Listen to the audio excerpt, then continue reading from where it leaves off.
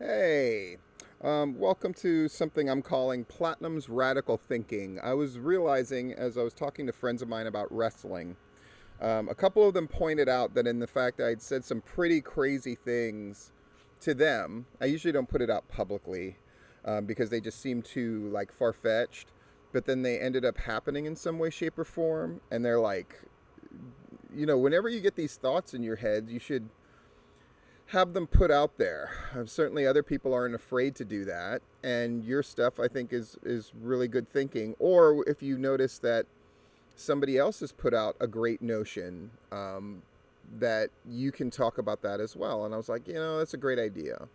So I was watching the documentary "Shut Up and Dribble," which is on Showtime, which I highly recommend, and it's about sort of how athletes, in particular black athletes, have been told in many ways, shape, or form throughout history, basically shut up and dribble. But, just this idea of what you had to sacrifice to state your beliefs and be in the slightest way political and all this kind of stuff. And everything from raising the fist at the Olympics to what Oscar Robertson did for the league and getting free agency to be a thing and all this other stuff, right?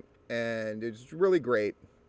But it ended near the end of this first part of the documentary was this idea of the ABA and the NBA merging.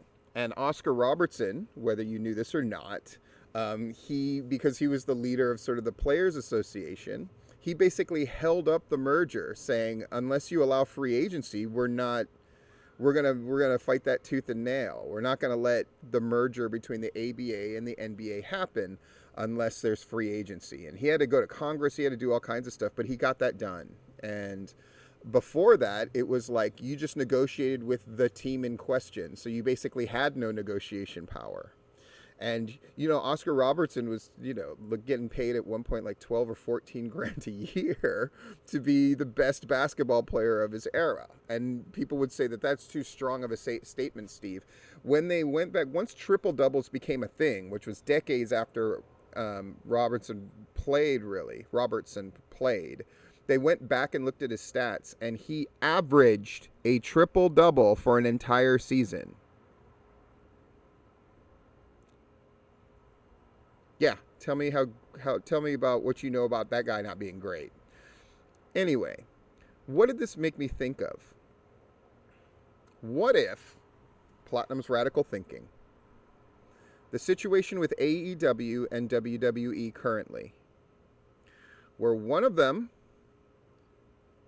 is funded by a billionaire, AEW, has sort of a more radical approach, more modern approach to wrestling, with the Orange Cassidys and the in-ring style being what it is, and who they get talent from, and who they're interested in talent from. And then WWE, which has now become sort of strangely traditional, though not great, and kind of boring and stoic, like the NBA was. And the ABA was the hotshot group. Now, not financially viable, but they took sort of the Rucker style of basketball and made it in vogue, and used gimmicks and trickery and all that stuff, and the weird colored ball, and Dr. J in his primo prime.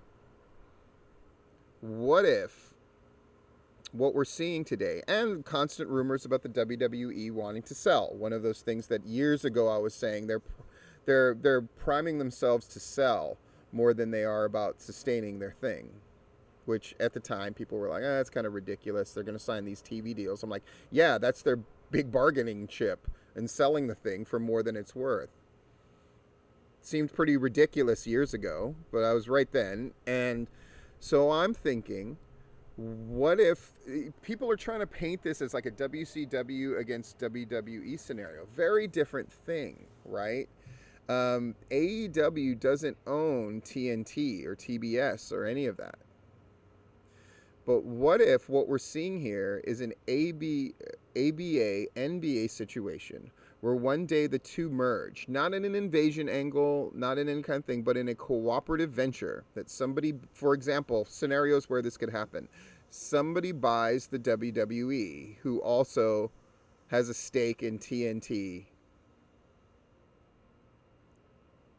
that they combine those two entities down the road into one, and you get a little bit of AEW with a little bit of the stability of the WWE, and you end up with a different, very different product altogether that years from now people will just think of as normal. And it really works to strengthen them both. Just like the ABA was not financially viable, but the NBA was seen as stoic and boring. And there were bumps in the road when they merged, right? There's a lot of fans in the NBA that did not like so many black players happening and all of that. But it all got worked out. And it all, they really did take the best of the ABA ideas and make them their own. So there's my radical idea. This idea of, instead of thinking long term as the WWE and AEW as competition for one another, that at some point they will merge, and it might be the only way national level wrestling will be able to survive is if this happens. This has been Platinum's Radical Thinking.